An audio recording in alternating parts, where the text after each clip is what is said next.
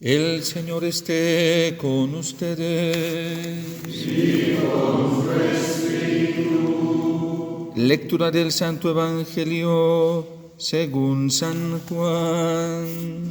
Gloria a ti, Señor.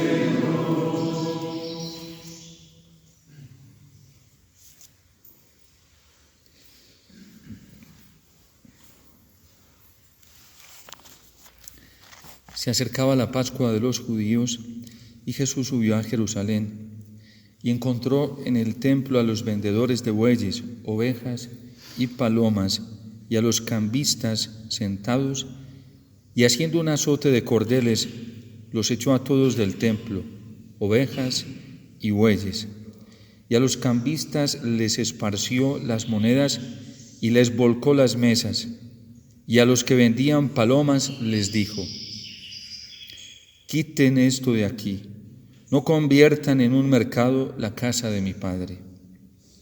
Sus discípulos se acordaron de lo que está escrito: el celo por tu casa me devora. Entonces intervinieron los judíos y le preguntaron: ¿qué signo nos muestras para obrar así? Jesús contestó: destruyan este templo y en 3 días lo levantaré. Los judíos replicaron: 46 años ha costado construir este templo, ¿y tú lo vas a levantar en 3 días? Pero él hablaba del templo de su cuerpo. Y cuando resucitó de entre los muertos, los discípulos se acordaron de lo que había dicho y dieron fe a la Escritura y a la palabra que había dicho Jesús. Palabra del Señor. Gloria a ti, Señor Jesús.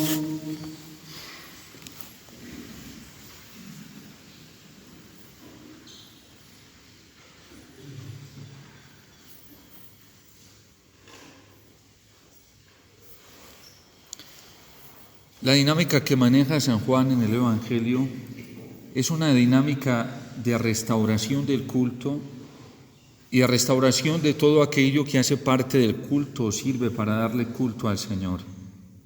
Hablaba, por ejemplo, en las bodas de Caná de Galilea de 6 tinajas, y aparece una 7ª que se hace un hecho, y es la novedad del nuevo vino, que es Cristo mismo. Ahorita, por ejemplo, nos está hablando del templo, el templo antiguo de Jerusalén, el templo material, bello, hermoso, estupendo, y un nuevo templo que se va a construir. Y ese nuevo templo es Cristo mismo. Y así sucesivamente. Por ejemplo, cuando vemos a Jesús hablando con la mujer samaritana, le dice: si supieras quién es el que te pide de beber, tú misma le pedirías a él y él te daría agua que saltaría hasta la vida eterna. Incluso ella le replica y le dice: ¿acaso te crees más que nuestro padre Jacob, que nos dio este pozo del cual han bebido los ganados, nuestros padres, nuestros hijos?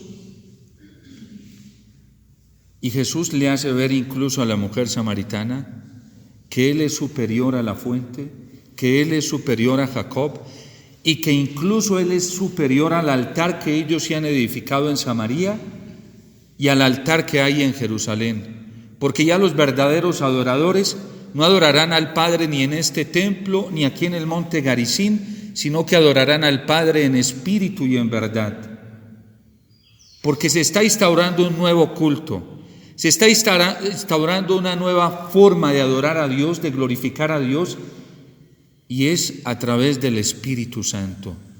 Ya San Pablo lo dirá en la carta a los Corintios, que el nuevo templo que Dios edificó somos nosotros. Y ese templo, en este templo habita el Espíritu Santo, y advertirá más de una vez el apóstol San Pablo: no contristéis al Espíritu Santo que habita en vosotros. El templo de Dios somos nosotros. Y por eso las estructuras físicas son solo un signo. Y la belleza de todas las estructuras físicas de los templos majestuosos y gloriosos son un signo que nos están desafiando, que nos están retando, que nos están exhortando a cómo debe estar nuestro corazón y cómo debe estar nuestra alma. Por ejemplo, que vemos la belleza de los templos, la armonía que hay en los templos, es una invitación a tener nuestra casa interior bien preparada para el Señor. Y esa es la dinámica en la que se mueve San Juan. Hacia eso nos quiere llevar, hacia el nuevo templo, hacia el nuevo culto, hacia el nuevo vino, hacia la nueva fuente que es Cristo el Señor. Y por eso hay que destruir este templo. ¿Qué es el bautismo para nosotros?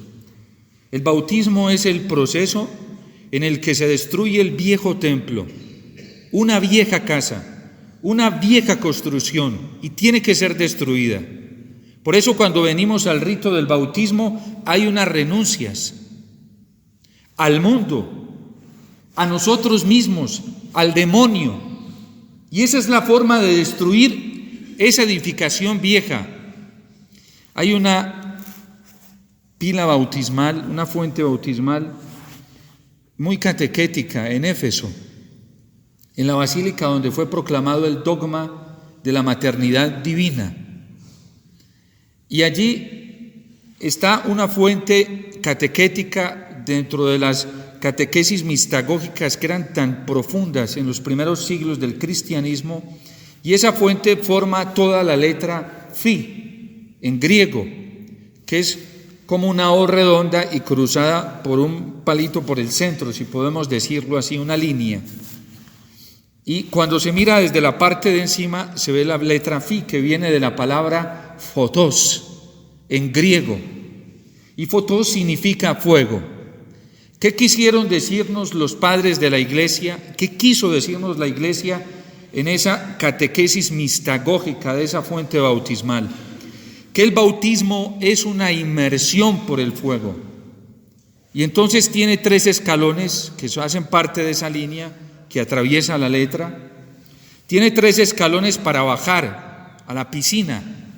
Y esos 3 escalones significan los 3 enemigos del hombre: el mundo, el demonio y la carne. Y mientras el catecúmeno baja los escalones, se va sumergiendo en el agua y pasa por el fuego, pasa por el agua purificadora, y luego se encuentra con 3 escalones de frente para ascender. Desciende muriendo y ahora asciende con una nueva vida, después de pasar por el fuego que destruye, que consume. Sube 3 escalones, y esos 3 escalones significan los 3 poderes que nosotros recibimos en el bautismo, las virtudes teologales, que son gracias infusas y que se nos dieron sin mérito nuestro, sino por los méritos de Cristo, para poder vivir la vida nueva que Dios ha construido, es decir, vivir en esta realidad del nuevo templo, las virtudes de la fe, la esperanza y la caridad. Y entonces ya el catecúmeno empieza a vivir una vida nueva. Y por eso dirá San Pablo en la carta a los Efesios que no hay que volver a las cosas pasadas, porque el hombre viejo ya fue enterrado con Cristo. Ahora hay que vivir como el hombre nuevo. Celebrar hoy la dedicación de la Basílica de Letrán es celebrar el estado de gloria más alto de nosotros los bautizados como el nuevo templo de Dios. Y por eso cuando el Señor llega al templo de Jerusalén, que se utiliza para darle culto a Dios, la cólera y la ira santa lo envuelve. Santo Tomás de Aquino, para que no nos escandalicemos, nos va a enseñar cómo la ira es una pasión que bien utilizada se convierte en indignación. Y es que a Cristo lo indignó todo lo que se estaba haciendo arbitrariamente con el culto. No crean que los que tenían mesas allí para el cambio estaban haciendo algo ilícito en el orden al culto, pues tenían que haber allí cambistas porque venían peregrinos de todo el orbe y a la hora de pagar los sacrificios pues necesitaban monedas para poder pagar los sacrificios y era necesario. Eso era cobijado por la ley. El que allí se vendieran bueyes, novillos, palomas, aves para el sacrificio del templo era lícito. La Virgen y San José, cuando van a presentar al niño en el templo, ofrecen un par de tórtolas y 2 pichones. ¿Y dónde más los habían comprado sino allí, en el templo, en el atrio del templo? Eso era lícito. Pero el problema es que ya se están utilizando las cosas de Dios para el beneficio particular de los hombres. ¿Qué problema cuando nosotros, los seres humanos, manipulamos y utilizamos a Dios para nuestro propio beneficio, para levantar nuestro propio ego, nuestra vanidad y nuestra soberbia? Y la Iglesia hoy no se salva de eso. ¿Cuántas veces utilizamos la evangelización, la misma palabra de Dios, para hacernos notorios, para hacernos famosos, para hacernos reconocidos? En las redes sociales se ve eso claramente. Sacerdotes, predicadores, líderes de la Iglesia Católica, compitiendo por tener tendencia en las redes para poder tener fama, no para presentar a Cristo, aunque lo hagan bajo ese pretexto, pero es un pretexto falso. ¿Qué tendría que decir hoy el Señor, que se pone ante el culto verdadero? ¿Por qué convierten la casa de mi Padre en un mercado? Hay tantos que utilizan las cosas de Dios, los mismos sacramentos, la Eucaristía. San Juan Pablo II hizo una advertencia muy fuerte en una encíclica que escribió sobre la Eucaristía, cuando dice que en algunos momentos dentro de la Iglesia, en algunas circunstancias, instrumentalizamos al Señor. Hay gente que utiliza los sacramentos y la misma Eucaristía para atraer gente. Y muchos sacerdotes también caemos en eso. Yo iba a celebrar a muchos lugares donde la Eucaristía es la cenicienta de muchos retiros espirituales. La Eucaristía es la cenicienta de muchos eventos que se realizan supuestamente para la conversión de las almas. Y la Eucaristía en el último lugar, y se convierte como en una piedra de tropiezo porque no sabemos dónde ubicarla en el horario, porque hay cosas más importantes que la Eucaristía, cuando el verdadero culto a Dios se le da en la Eucaristía. Y mucha gente, muchos de los laicos, nos manipulan a nosotros los sacerdotes y nos ponen en función de ello, de manera instrumentalista, de manera arbitraria, como si las cosas de Dios, porque eso era lo que hacían allí los mercaderes en el atrio, utilizando las mismas cosas de Dios para beneficio particular, para beneficio propio.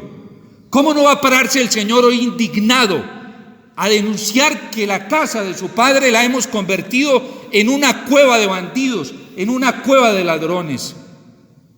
Cuando nos volvemos señores y nos convertimos en los dueños de las cosas sagradas y no ordenamos nuestra vida en torno a la voluntad de Dios, nos volvemos instrumentos del diablo y del mundo.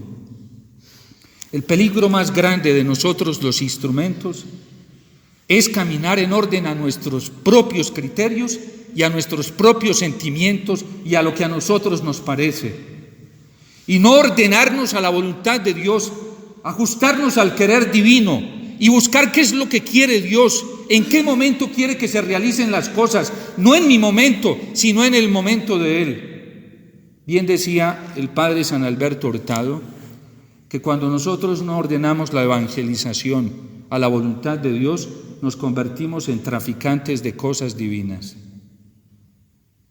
Comenzamos a hacer cosas ilícitas en nombre de Dios. Y eso es lo que están haciendo en el templo. Por eso Jesús se indigna. ¿Cómo convierten la casa de mi Padre en una cueva de bandidos? Hay gente que coge los instrumentos como si fueran dueños de los instrumentos y los manejan con el dinero y los manejan manipulándolos con su propia voluntad y egoísmo, y los manipulan también a través de la adulación. Yo en estos pocos años de sacerdocio he visto cómo hay gente que a través de la adulación le gusta manipular a los sacerdotes. Y hay comunidades que han estallado a sacerdotes, los han quemado. Vienen y los utilizan y apenas los utilizan, los alaban, los ensalzan, los explotan, y después de quemarlos, llenándolos de activismo, tienen una caída y ellos mismos van y los condenan. Porque así somos con las cosas de Dios. Cuando el corazón no está en Dios, cuando nosotros no vivimos en orden a la voluntad de Dios, nos volvemos arbitrarios con las cosas de Dios. Y por eso hoy Cristo también tiene que pararse, indignarse por lo que vamos haciendo con la casa de su Padre.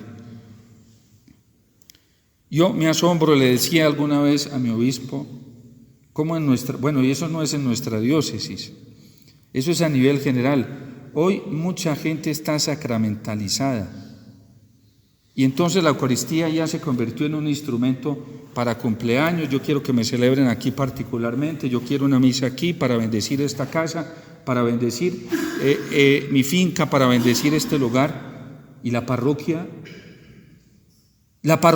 que tiene el significado más profundo de comunión con la Iglesia universal.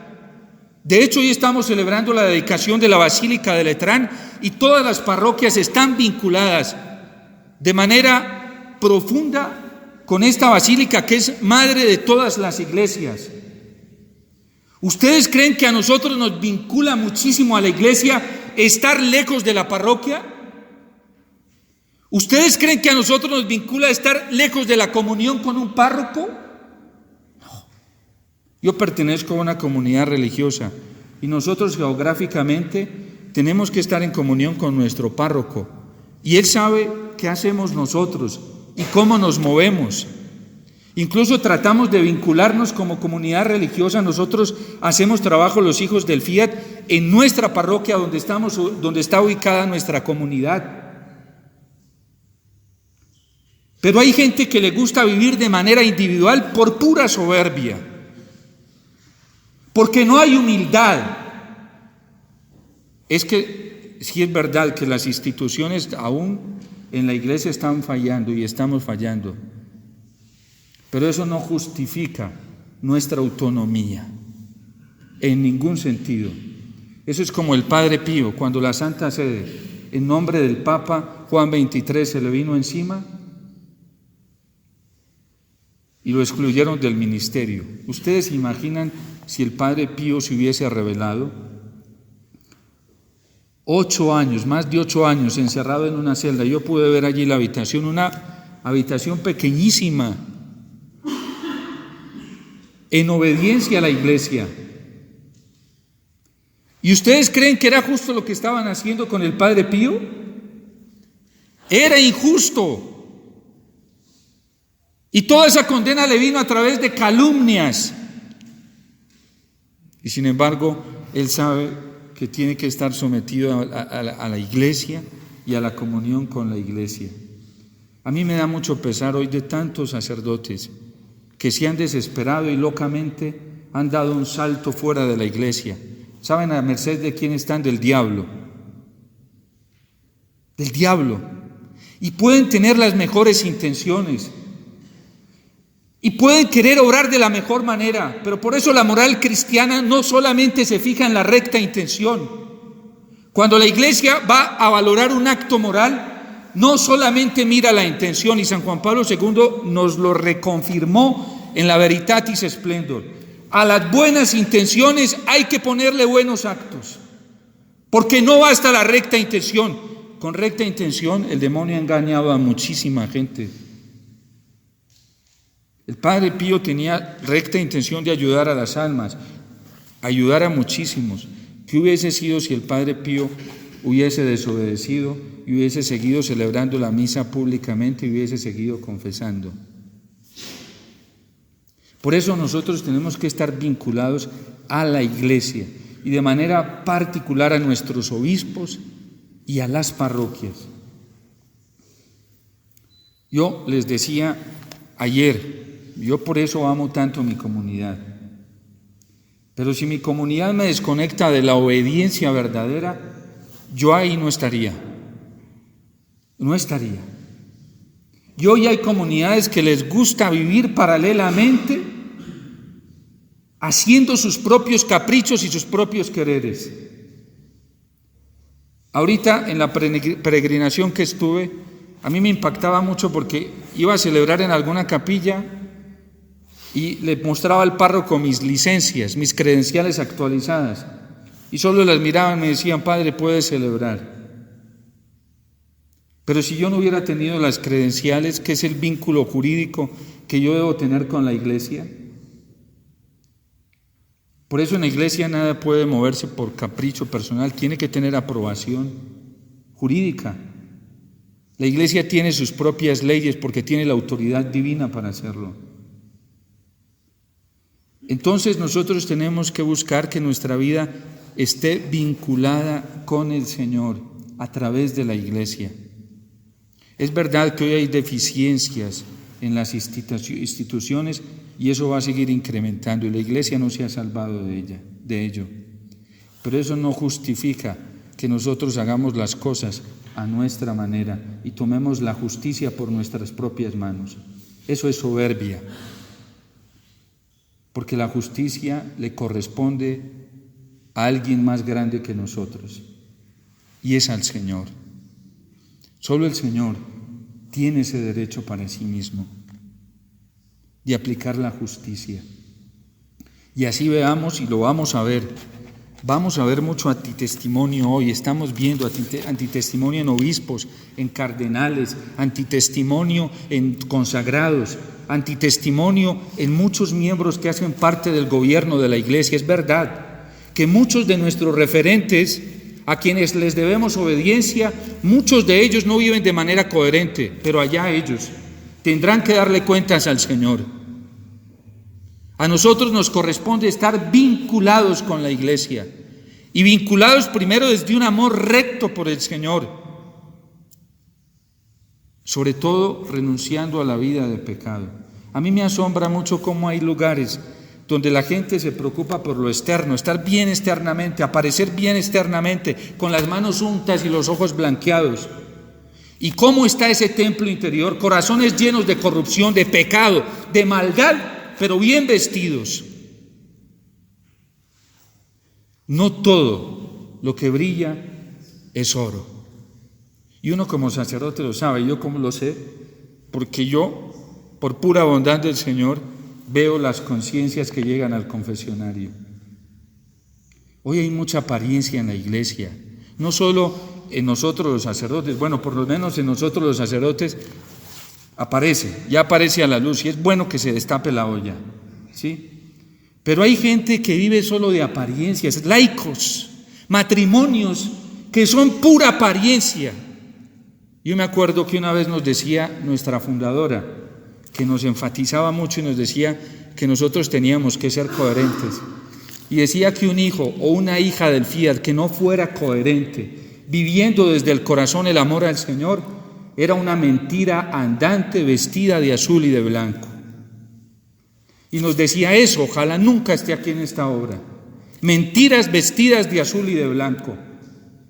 Y hoy hay muchas mentiras en la iglesia, vestidas de santidad, vestidas de bondad, vestidas de piedad, vestidas de pureza, solo vestidas externamente, pero corrompidas por dentro, llenos de soberbia, llenos de maldad, llenos de arbitrariedad, llenos de pecado. Y ante esa inmundicia, hoy el Señor viene a decir que se ha convertido la casa de su Padre en una cueva de bandidos, de ladrones, en un mercado del demonio. Porque un corazón que vive en pecado mortal es una cueva del demonio. Un corazón que destruye el propio templo de Dios, viviendo en la soberbia, viviendo en la maldad, es una cueva del mundo del demonio. Y ante eso se indigna el Señor. No caigamos nosotros en esa falsa apariencia y en esa moral externa que vivían los fariseos. No caigamos en ese ritualismo que tanto denunció el Papa Benedicto XVI y que también lo ha hecho el Papa Francisco. Porque eso hace mucho daño a la iglesia y eso nos hace mucho daño a nosotros los cristianos. Seamos coherentes. La coherencia, la verdad, está en la coherencia entre lo que se vive por dentro y lo que se es por fuera. Pero uno no puede mostrar una imagen de santidad cuando por dentro no vive eso. Por eso pidámosle la gracia al Señor de ser templos. Y si este templo está corrompido, supliquémosle al Señor que lo destruya. Que lo destruya. Santa Laura Montoya convirtió eso en una súplica constante para su vida. Y una mujer con una santidad como la que vivía. Pero logró descubrir dentro de ella que había corrupción y le decía al Señor: destrúyeme y con mis ruinas reconstruye un monumento a tu gloria. Porque ella veía el gusanillo de la vanidad que por allá le intentaba picar por dentro. Una mujer perseguida por la misma jerarquía de la iglesia. ¿Y sabe qué le enseñó a ella? El verse con ese gusanillo ahí que la tentaba, le enseñó a perdonar, a amar verdaderamente a quien le perseguía. Hoy hay gente en la iglesia que se hace de víctima, como si los estuvieran crucificando. La única víctima, la verdadera víctima, la real víctima se llama Cristo Jesús. Y es víctima porque nunca falló, nunca cometió pecado. Nosotros siempre deberíamos decir como el ladrón en la cruz: calla, sobre todo aquellos que se quieren suplantar o quieren suplantar al Señor. Calla, porque tú y yo estamos pagando una condena justa. Este hombre no ha hecho nada malo. ¿Tenemos nosotros que reprochar por lo que nos sucede, por las desgracias del mundo? ¿Tendremos que reprochar por las desgracias que hay hoy en la iglesia? Si el sacerdocio no está viviendo un nivel de santidad, ¿es culpa de quién? De nosotros que hemos sido mediocres. Si no tenemos familias santas, ¿es culpa de quién? De nosotros que no hemos sido fieles. Si no tenemos unos religiosos y unas religiosas viviendo una vida intachable, ¿es culpa de quién? De nosotros, que nos falta adorar más verdaderamente al Señor. Porque si cada uno de nosotros, cada uno viviera de cara al Señor en fidelidad, la iglesia estaría diferente. El mundo estaría diferente. Hoy se habla mucho de evangelización y uno se pone a mirar el mundo. Colombia. Hace 30, 40 años que nuestros papás y abuelos oraban más, Colombia estaba mejor. Pero es que era gente que aprendía que las batallas se ganaban de rodillas. Y uno veía a sus abuelos, a mí me tocó ver a mis abuelos pegados de una camándula. Mañana me despertaba a las 5 de la mañana y ahí estaba mi abuela, ya se había hecho por lo menos 3 o 4 rosarios. Y seguía sus trabajos en el día y oraba a mediodía la Eucaristía y después en la noche a seguir rezando para acostarse. Esos son héroes, héroes verdaderos, héroes que le trajeron salvación al mundo. Pero los de hoy, a los de hoy que nos cuesta doblar la rodilla delante del Señor y creer que el único que tiene el poder para transformar el mundo es Él, las cosas se ganan de rodillas, adorando verdaderamente al Señor. Los pastorcitos en Fátima, después de que se les aparece la Virgen, les bastó solo 1 año y medio. ¿Y saben qué se la pasaban haciendo? Haciendo penitencia, sacrificio, rezando el rosario. San Francisco Marto se la pasaba casi todo el tiempo en el Santísimo. Y se le escondía a las multitudes para irse para el Santísimo. Héroes, héroes que marcaron la historia y marcaron el mundo. Y hoy es santo, y hoy es un ejemplo de vida, y hoy es un héroe que nos enseñó que a los pies de Jesús Eucaristía se ganan las grandes victorias.